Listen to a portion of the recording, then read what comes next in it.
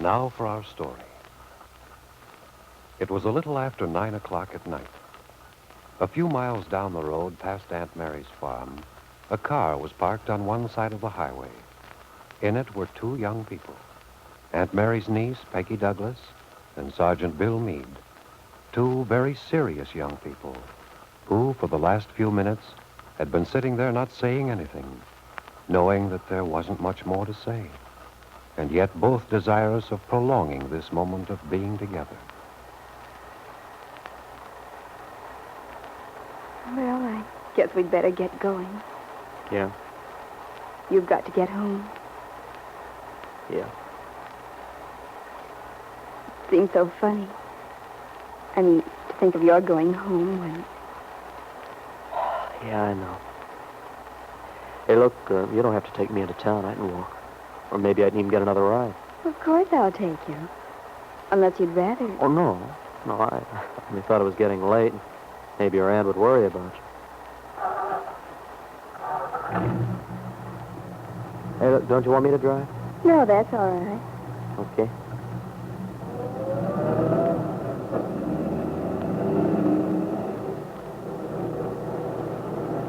Oh, it looks as if the rain's slackening up. Mm-hmm.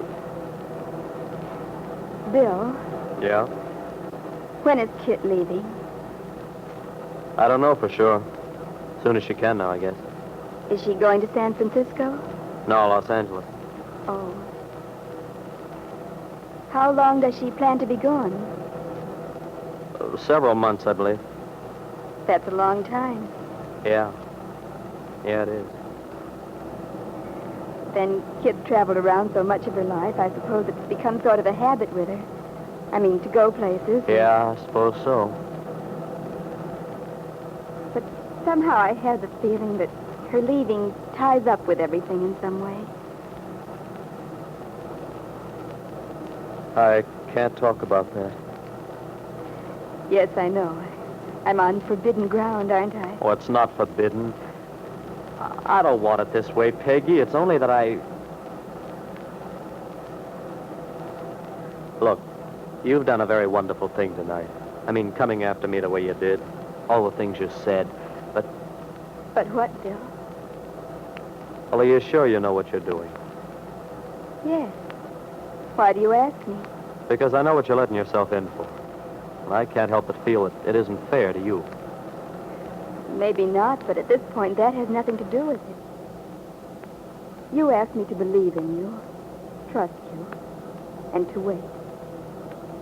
That's what I'm going to do. It may be a long wait. I understand that. You told me you couldn't make any promises about the future. That's right. I expect the wise, the sensible thing for me to do would be to put you out of my mind. But I can't do that. I can't be wise and sensible where you're concerned.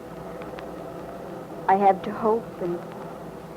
Well, it has to be like this, if it's what you want. Oh, you know it's what I want. You've no idea how much I need your hope and understanding at this time. Only I also know that I'm being very selfish. I don't believe I quite know what you mean. Oh, of course you don't. And Peggy, if I could only tell you. I wish you could.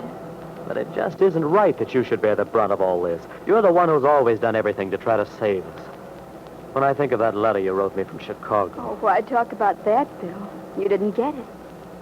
Yeah, I know. Kitt thought of that. Peggy, if we can just come through this. Don't you think we will? Well, yes. You don't sound very convinced. It's just that I know all that lies ahead. Oh, I see.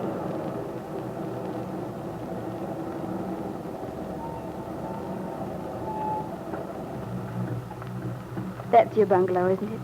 Yeah. When will I see you, Bill? I don't know. I'll phone you.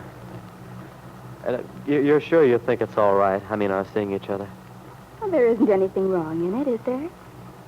If we're going to think about each other, why shouldn't we be together occasionally? Well, it's just that I hate to put you in the position of Well, of sneaking around in corners and that sort of thing.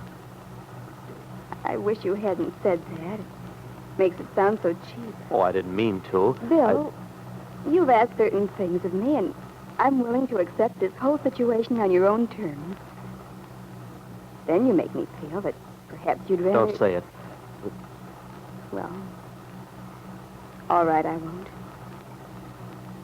I've got to go, Peggy.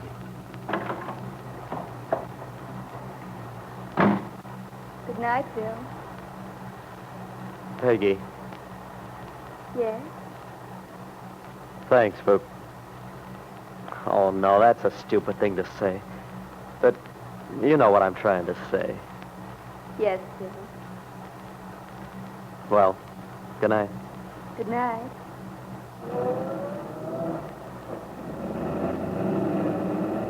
Sergeant Bill Meade watched Aunt Mary's truck drive off. But he wasn't the only one. For sitting in her parked car, Jessie Ward, Ben Calvert's secretary, had observed its arrival and departure. And Jessie's expression was one of secret satisfaction as she watched Bill turn and go up the walk to his house. Oh, hello, Bill. Sorry to be so late. I was wondering what had happened to you. Did you get caught by the storm? Oh, yeah. You didn't get very wet. I got a ride in. I thought I heard a car pull up a little while ago. Is there anything to eat? There's some soup. You can probably find some stuff for sandwiches. Oh, well, I'll fix myself something a little later on. Didn't you have dinner? I wasn't very hungry. Oh, but you shouldn't go without food, Kitt. Oh, Bill, don't be so solicitous. It has a very phony note. But it isn't phony. I think it is. The role of the anxious father is a little out of place in the setup, don't you think? I mean, after all, let's not pretend we're happy about all this. All right, Kitt. Are you packing already? I thought I might as well start. Was that all you're taking, that one suitcase? You and Jessie. Huh? Yes. Jessie came by this evening, ostensibly to bring me my ticket. She's very curious as to why I'm taking this trip. You know, sometimes I think Dad underrates her. She's not dumb. Oh, she couldn't possibly have any idea. No, I suppose not. But she kept talking about how odd it was I wasn't taking more clothes. I had an insane desire for a moment to tell her that I wasn't taking more things because soon I wouldn't be able to get into them. It would almost have been worth it to see the expression on her face. To see her struggle between sheer delight and false sympathy. Kitt, you shouldn't say that. Well, she knows about my mother's family. She knows what my chances are. Oh, well. You want me to fix you something to eat, Bill? No, don't bother now. Is this your ticket? Yeah. I see you have a room there. That's good. Well, it's a little cramped, but better than a chair car or a day coach. Oh, you're really lucky to get any kind of space. Yeah. I'm lucky, all right. Well, then you'll be leaving at the end of this week. That's what it says. Oh, Bill, I don't know if I can face it alone. I wish you didn't have to. Well, I do. That's that. I certainly can't have the baby here. Well, you could. And have all Wakefield know that... Oh, no, Bill. No, I have to go. Are you afraid, Kitt? Possibly a little. But it isn't so much that. It's the waiting. The month to be gone through. And for what? Well, I wish you wouldn't think this way. You keep talking about what your chances are. But you should know that there's every chance in the world that the baby will be fine and well. And then you'll think how silly you were worrying. Yes. Yes, I would, wouldn't I? You're quite right, Bill.